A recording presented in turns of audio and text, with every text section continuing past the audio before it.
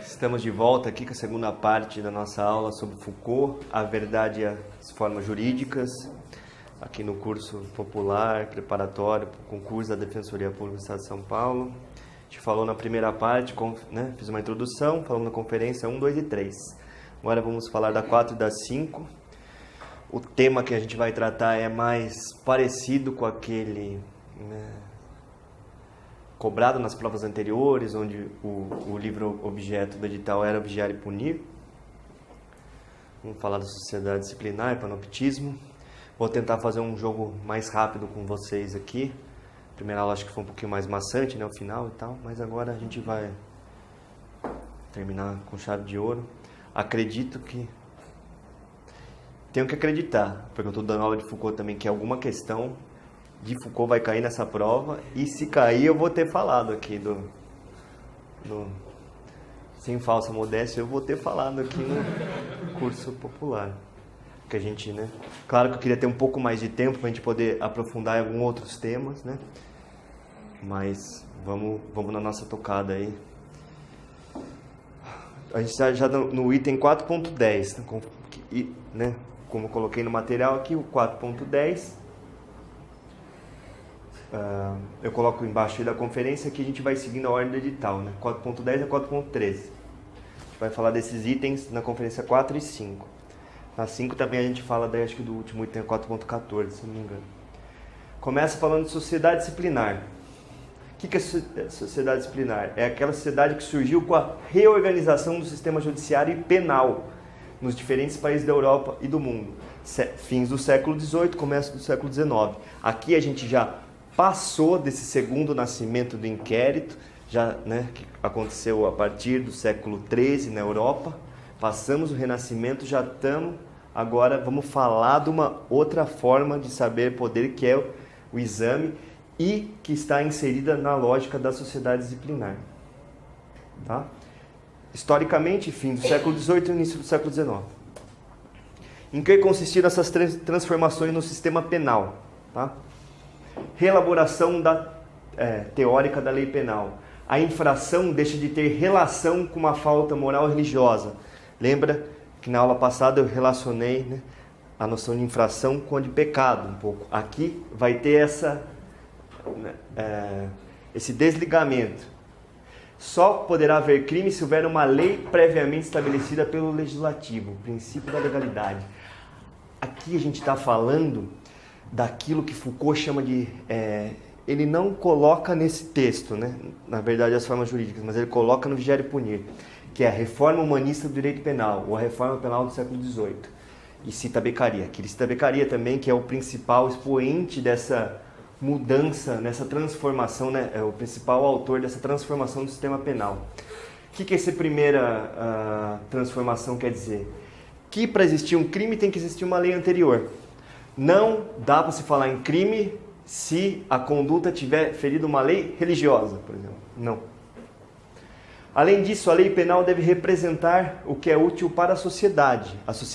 A lei penal defende bens jurídicos que são importantes para a sociedade. Já fica mais perto na nossa acepção de direito penal, quando a gente fala aqui no final do século XVIII.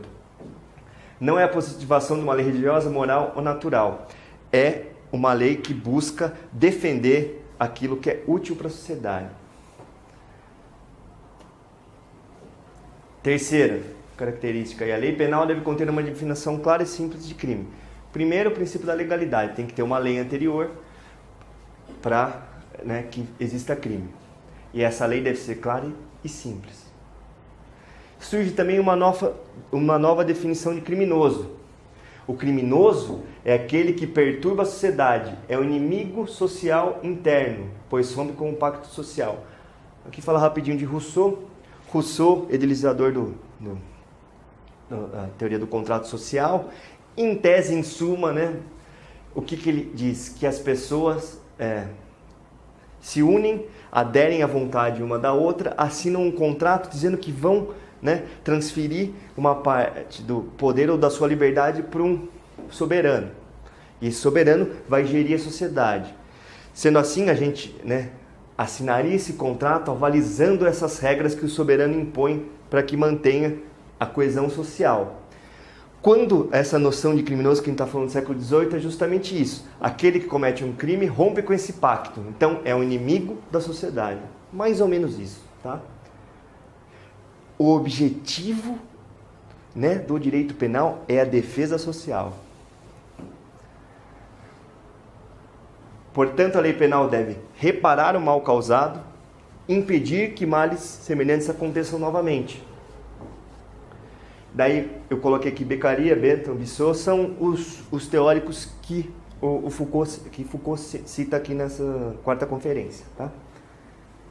Então, quais são os objetivos da lei penal? Reparar o mal causado e impedir que males semelhantes se repitam.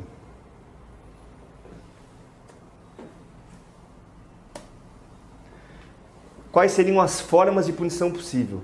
Eu coloco as 4, por quê? Para mostrar que nessa reforma humanista do direito penal do século XVIII, nessa transformação do sistema penal, a prisão não é uma forma de punição possível. Não. Primeira delas, deportação. Expulsar a pessoa. Segunda delas, escândalo, vergonha e humilhação. É o isolamento no interior do espaço moral público constituído pela opinião. Né? A pessoa sai na rua, ela é apontada, olha, esse aqui é o criminoso e tal. É esse tipo de punição. Trabalho forçado, obra pública. Né? Obrigar pessoas a trabalhar, né, em uma atividade útil para o Estado e, por consequência, para a sociedade, a fim de reparar o dano que causaram à sociedade. Né? Quando você comete um crime, nessa ideia que prevalece na teoria penal do século XVIII, você rompe com o pacto social e, por isso, você causa um dano à sociedade. Obra pública é a melhor forma de fazer isso. Você vê que a pessoa, que o criminoso está reparando, pagando, né, a sua falta para com a sociedade. Tá? A quarta é a pena de talião. Ó. Eu estou mais rápido com o computador. Caramba. Pena de talião. Fazer com que o dano não possa ser cometido novamente. Mata-se quem matou, tira o bem de quem roubou. São essas 4 formas de punição. Estou tentando ser bem sintético. Cadê a prisão? Não está aí. Não há justificação teórica para a prisão nesse momento da reforma da lei penal no século XVIII. Ó, essas formas, em que pese elas terem sido expostas, baseado numa teoria jurídica,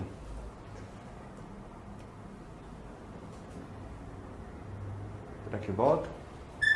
Estava falando das 4 formas de punições que são previstas no bojo da reforma humanista do direito penal, né? Na reelaboração teórica da lei penal que acontece no século XVIII.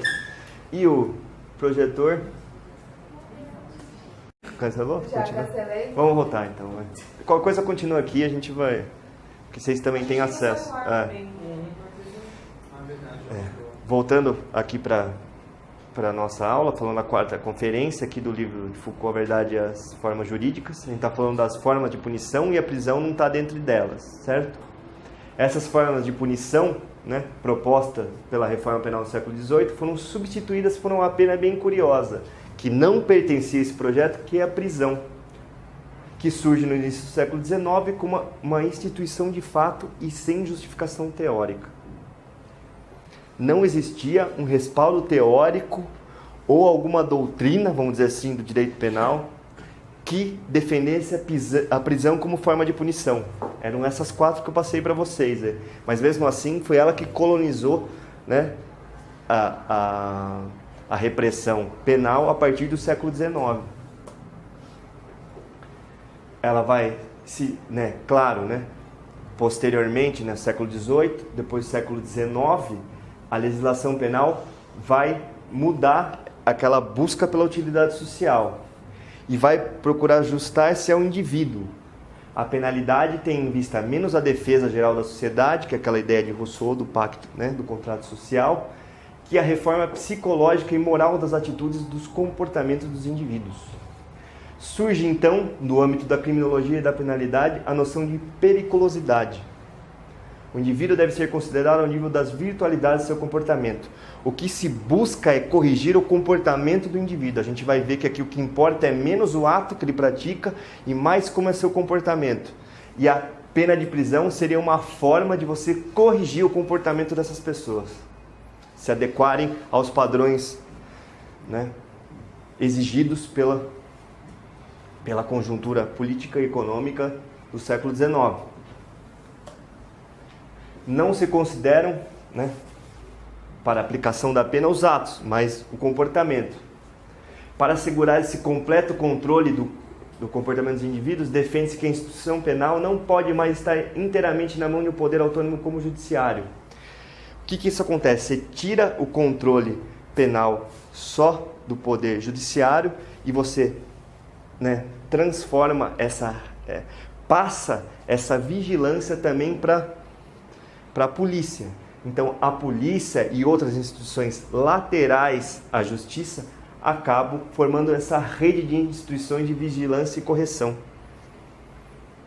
Você tem uma expansão das instituições de controle e vigilância social. É o que Foucault chama de idade da ortopedia social ou idade do controle social. Isso está no livro. Trata-se de uma forma de poder, de um tipo de sociedade, de vigilância que generaliza o controle do indivíduo. Jeremy Bentham é o principal representante desse projeto, dessa sociedade de vigilância, que é o panóptico. Aqui tem uma foto legal para tentar fazer com que vocês, quando pensarem em panóptico, lembrem dela, porque a partir da definição de panóptico você consegue definir panoptismo em sociedade disciplinar. Bentham é o idealizador desse modelo, que é o panóptico, uma forma ideal de arquitetura que permite expandir esse tipo de poder, que vale para escolas, prisões, fábricas, hospitais. Quando a gente fala do panóptico, não necessariamente a gente está falando de uma prisão, no sentido estrito, né? Uma prisão, numa cadeia. A gente está falando de instituições que visam, né, controlar o indivíduo. Quais são essas instituições? Escolas, prisões, fábricas, hospícios, hospitais, qualquer tipo de instituição que a gente vai, depois Foucault vai chamar de instituição de sequestro. Tá? Vamos ver se aqui já está a fotinho. Olha que bonita a fotinha. Panóptico. Isso aqui é legal, isso aqui é uma prisão nos Estados Unidos. É que eu não coloquei aqui, que eu não sei por qual motivo eu tirei. Em Cuba também tinha uma prisão que é exatamente desse modelo panóptico. Não, é uma que está desativada. Depois eu até mando uma foto para vocês. E essa outra aqui, esse croquis aqui é do próprio Bentham, né? Esse aqui seria um panóptico. Qual que é mais ou menos a ideia do panóptico? É uma torre central de vigilância, eu gosto de fazer esse desenho, tá? E ao seu redor um anel periférico com celas, onde os indivíduos podem ser vistos sem saber que estão sendo observados. Aquela ideia de Big Brother, sempre você pode dar uma espiadinha nas pessoas. Não é tão raro assim nos Estados Unidos nas prisões de segurança máxima. Não é tão raro, né, nas prisões de segurança máxima. Isso aqui não sei te dizer. Eu sei que essa foto aqui eu tirei, porque quando eu fui montar a aula eu tinha que ver de onde que era essa foto, se às vezes é de algum artista, alguma coisa, eu não posso colocar aqui, né? Mas era a foto de uma prisão que eu nem lembro, Bentonville, sei lá qual que é o nome, mas é nos Estados Unidos. É que representa perfeitamente, olha aqui a janelinha, cada preso numa célula, né? No meio a torre de vigilância. É usado até hoje, é para trazer isso com uma atualidade, uma forma, né, de sociedade que hoje também é bem parecida do que era essa ideia que surgiu no século XIX. O panóptico é a utopia de uma sociedade, um tipo de poder que no fundo é a social atual que conhecemos. Esse tipo de poder exercido com o panóptico é o panoptismo. E não repousa mais sobre o inquérito. Tá? É importante isso, quando a gente fala de sociedade disciplinar, panóptico, panoptismo, quer dizer que a forma de procedimento a averiguação da verdade que se dava por meio de inquérito não é mais a que vai ser usada na sociedade. O inquérito é aquele que reatualizava o conhecimento do passado por meio dos testemunhos oculares. Agora, a forma de... o procedimento, o nome desse procedimento de averiguação da verdade é o exame, que é uma forma de saber que visa determinar se o indivíduo se comporta ou não conforme a norma. É exame mesmo no sentido de exame... Vocês não têm exame na faculdade? Tiveram? É mais ou menos essa ideia. De ver se a pessoa está de acordo com aquele nível de conhecimento, se ela está de acordo com o que a norma, né, estabelece, do que a regra estabelece, de acordo com o nível de produtividade que a fábrica necessita do operário. Então ela é usada não só na prisão, em todos esses tipos de instituição disciplinares.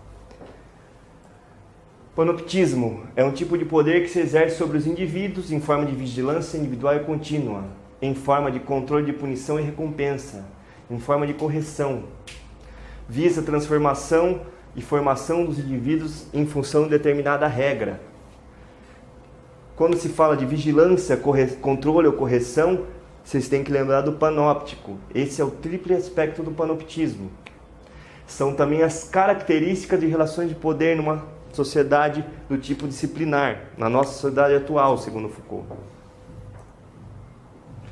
Assim, em oposição ao saber de inquérito, reorganizado ali, né, no meio da Idade Média, por meio da confiscação estadual da justiça, um novo saber, saber de vigilância, de exame, que é organizado em torno de uma norma, pelo controle dos indivíduos ao longo de sua existência. É esta forma de saber-poder, que é o exame, que vai dar lugar às chamadas ciências humanas, psiquiatria, sociologia, criminologia. Essa nova forma de saber, que ela não se basta, né?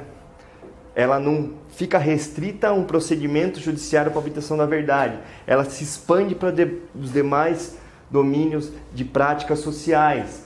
Ela permite que se desenvolva uma psiquiatria, uma criminologia, a partir do exame individual. Aqui vocês lembram de Lombroso, que fazia o exame, né, de cada indivíduo, por meio de uma análise, né, específica de cada um, permitiu o desenvolvimento de uma ciência que é a criminologia. Eu vou pular agora, isso aqui vai estar no material, os exemplos de desenvolvimento dessa sociedade disciplinar. Aqui Foucault faz uma construção histórica na Inglaterra e na França. Na Inglaterra, por meio das sociedades de controle, e na França, daquilo que ele chama lettre de cachet, que seriam instrumentos que deram origem a essa sociedade disciplinar. Eu vou pular, eles depois vocês dão uma lida, é do 62 ao 67 aqui, pelo material.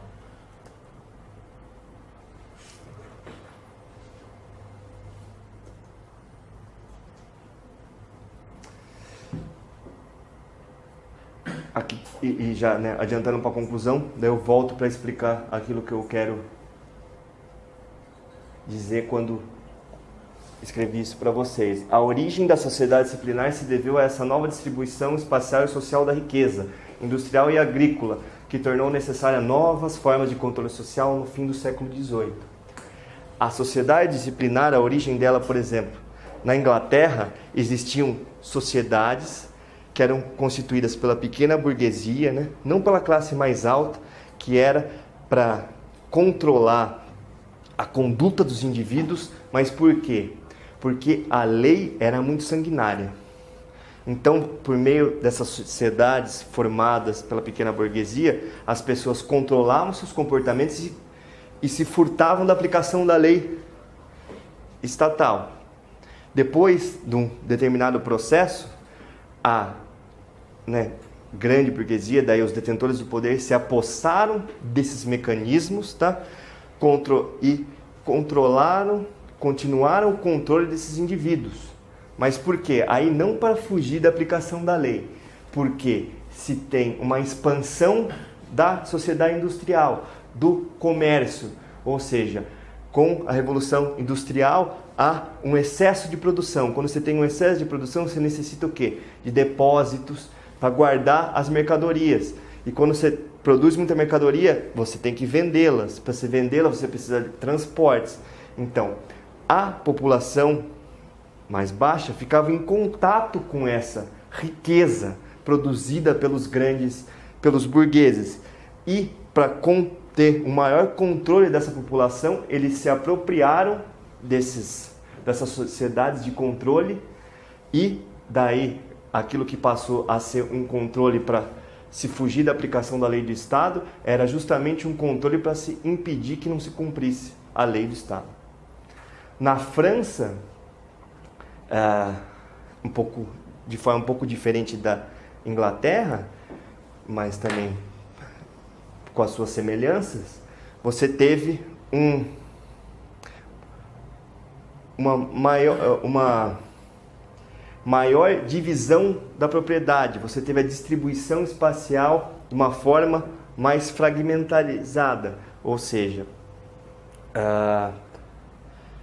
os grandes latifúndios acabaram, né, sendo divididos em pequenas glebas de terra, e com essa divisão da terra, o controle de cada um sobre o seu espaço era maior.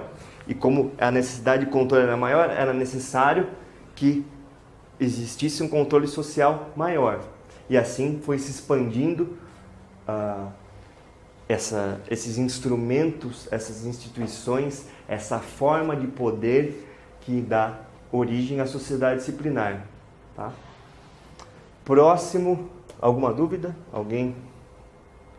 Eu estou tentando ir um pouquinho mais acelerado aqui. Senão eu posso ir mais... Mas vamos lá, acho que nessa parte tá bom.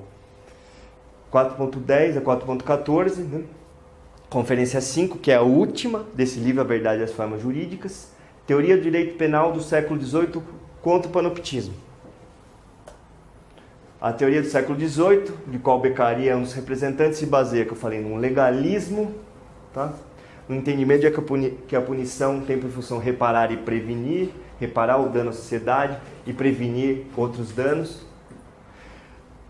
O panoptismo é o oposto disso. Ele sustenta que a vigilância se exerce ao nível não do que se faz, como eu disse, mas do que se pode fazer. Não pune um ato, mas a virtualidade de que uma pessoa pode vir a cometer, aquilo que ela pode vir a fazer, individualizando o autor a desqualificar a qualificação penal do seu próprio ato.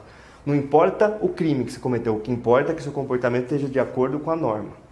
É isso que o panoptismo sustenta, diferentemente da teoria penal do século XVIII, onde só pode falar o que é crime é aquilo que está na lei. Ele vai abordar isso de novo quando ele fala sobre corpos dominados? Em qual texto? Na verdade, nas formas jurídicas ou no Vigiar e Punir? No Vigiar e Punir. Sim.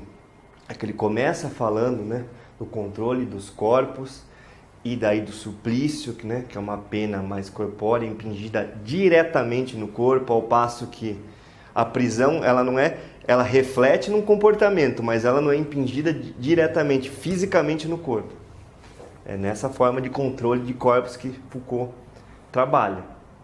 Isso é voltado assim, aqui não é tão importante, aqui ele não é tão importante, né, para os nossos fins, e também no texto ele não desenvolve muito essa questão do controle dos corpos. Ele vai falar muito pouco, você vai ver quando ele fala das características aqui do panoptismo.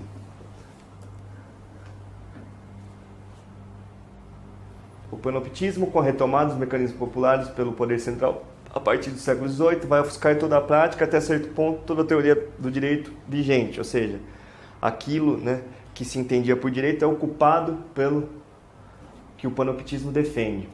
O panoptismo não se restringe à prisão, como eu disse, não se restringe a formas estatais, mas se espalha por todo o funcionamento cotidiano das instituições que enquadram a vida e os corpos dos indivíduos.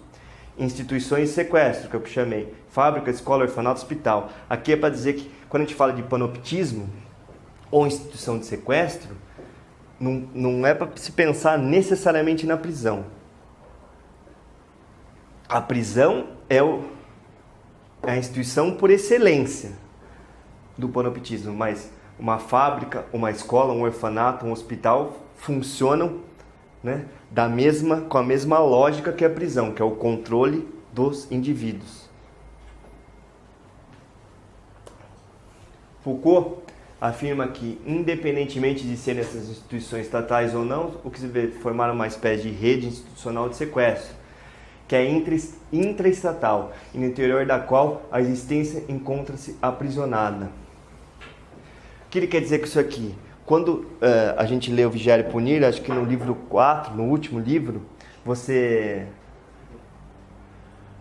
ele dá um exemplo de uma instituição total que né, eram levados para não apenas, vamos dizer assim, adolescentes que tinham problemas com a norma, mas também órfãos, também pessoas com problema de desenvolvimento escolar, todas elas numa mesma instituição juntas. Isso para se ter noção da dimensão que essa rede, essas instituições de sequestros tomaram a partir do século XIX. Quais são as funções dessas instituições? O controle da dimensão temporal da vida dos indivíduos. Fazer com que o tempo dos homens, o tempo de sua vida, se transforme em tempo de trabalho. É uma forma de fazer com que o tempo que os homens têm não seja ocioso, mas seja produtivo. Aqui fala da questão do controle dos corpos, seria uma segunda função, fazer com que o corpo dos homens se torne força de trabalho. E a terceira função é criar um novo tipo de poder. Poder polimorfo, poder econômico, que se dá o controle do trabalho pelo pagamento do salário. Poder político, que permite estabelecer regulamentos pelos detentores do poder político. Poder judiciário, direito de punir e recompensar. Poder epistemológico, extrair do indivíduo um saber. Extrair um saber sobre o indivíduo da sua observação. Seria extrair um saber tecnológico do indivíduo. É a partir da observação do indivíduo estabelecer diagnósticos de possíveis doenças ou possíveis comportamentos que estão desconforme a norma, ou até mesmo a partir do comportamento dos indivíduos estabelecer formas de trabalho que possam extrair o maior tempo útil dos seus corpos. Nessa terceira função, por intermédio dos jogos do poder e do saber, torna-se possível a transformação da força do tempo do trabalho em força produtiva, integrando-a na produção. Mecanismo de transformação das instituições de sequestro. O que significa? Significa que a partir do apossamento do tempo dos homens e do controle dos seus corpos, a força de trabalho torna-se mais produtiva. Ele vai desenvolver isso no Vigiar e Punir, depois falando do Homo economicus, que é aquele ser humano que é dócil politicamente e útil economicamente. É esse tipo de transformação que as instituições de sequestro proporcionam. É extrair do corpo e do tempo dos homens a maior força produtiva possível. Que é o conceito também de corpos dóceis. Exato. Docilidade e utilidade, é esse binômio que ele trabalha, né? E daí isso no Vigiar e Punir. Aqui ele não fala nada de docilidade, utilidade, né? É a semente aqui dessa ideia de um pouco disso na história da sexualidade também. Esse eu já não conheço, mas daí ele fala de biopoder já, sobre a sexualidade, já começa... No último, acho que sim. Acho que são 5 volumes.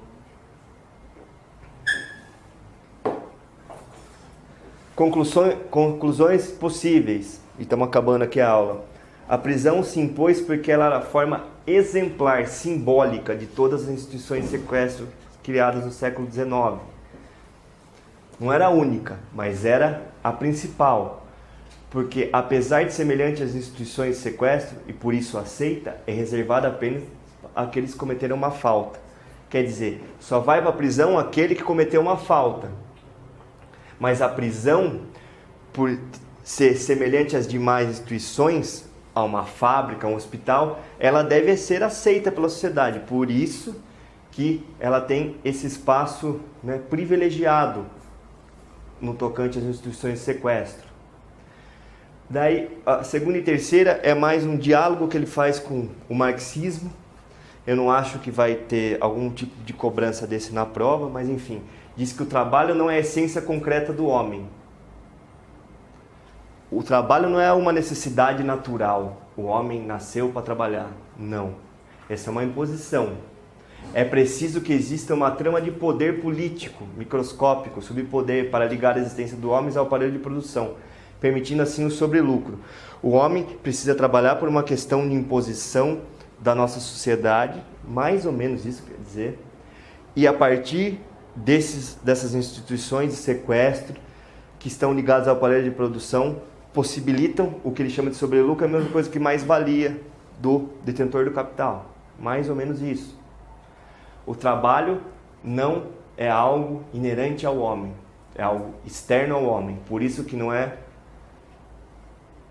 não faz parte da sua essência concreta. Não se trata de um aparelho de Estado, nem da classe no poder. Aqui ele está dialogando com o marxismo, criticando, né, um pouco essa questão da dominação de classes, mas do conjunto de pequenos poderes, ou seja, todos esses dispositivos que junto formam uma máquina, são essas instituições de sequestro, né, elas em conjunto possibilitam a mais-valia, porque esses instrumentos estão inseridos desde o nível mais baixo até o mais alto da sociedade. Desde que você nasceu, você está sujeito ao controle. Quando você nasce, você já está no hospital, que é uma instituição de sequestro. E depois do hospital, você vai para a escola, que seria outra. Daí, se você não cumprir direitinho a regra, você vai para a prisão. Se cumprir direitinho, você vai para a fábrica. De forma alguma, você vai estar fora dessa instituição de sequestro. A terceira conclusão é que poder e saber encontram-se firmemente entrelaçados e não se sobrepõem às relações de produção, mas se encontram enraizados muito profundamente naquilo que as constitui. Poder e saber são correlatos, estão ligados numa sociedade disciplinar. Eles não estão acima da relação de produção, eles estão no mesmo patamar do que elas. Esse tipo de poder, esse tipo de saber, que é o exame, possibilita, né, por meio dessas relações de produção, atingir a mais-valia. Eles estão interligados. O poder e o saber não determinam as relações de produção, eles se conjuntamente entrelaçam e não se sobrepõem. Não há uma prevalência do poder e do saber sobre as relações de produção, eles estão no mesmo patamar. Em outras palavras, o inquérito que nasceu na Grécia clássica e teve o segundo nascimento na Idade Média, após o século XII. E o exame, que é inerente a uma sociedade disciplinar que se formou no fim do século XVIII, início do século XIX. Ambos são formas de saber-poder que vêm funcionar. O primeiro, inquérito no âmbito da apropriação de bens na sociedade feudal. E o segundo exame ao nível da produção e da constituição do sobrelucro ou mais-valia capitalista, respectivamente. Alguma dúvida vocês têm? Esse final é só para quando a gente pensa em inquérito, ele está ligado a uma sociedade feudal, onde a apropriação, a acumulação de bens era por meio do confisco daqueles mais poderosos que se apropriaram do poder judiciário e tiravam os bens por meio desse confisco estatal. Por isso o inquérito era importante. Quando a gente tem o desenvolvimento da burguesia pós-revolução industrial, ao nível, né, de uma produção em massa, o exame é aquela forma de saber-poder que vai, junto às relações de produção, subsidiar a possibilidade de uma mais-valia. Isso, né, no âmbito, né, do diálogo de Foucault com o marxismo. Mas é importante aqui para fins da nossa prova, inquérito ligado à sociedade feudal, apropriação de bens por meio da confiscação. Exame, sociedade disciplinar, né? ao nível da produção e constituição é que põe sobre lucro, mas é mais-valia. Tá bom? Se não tem mais dúvidas, eu encerro a aula. Obrigado. Valeu. Pela paciência.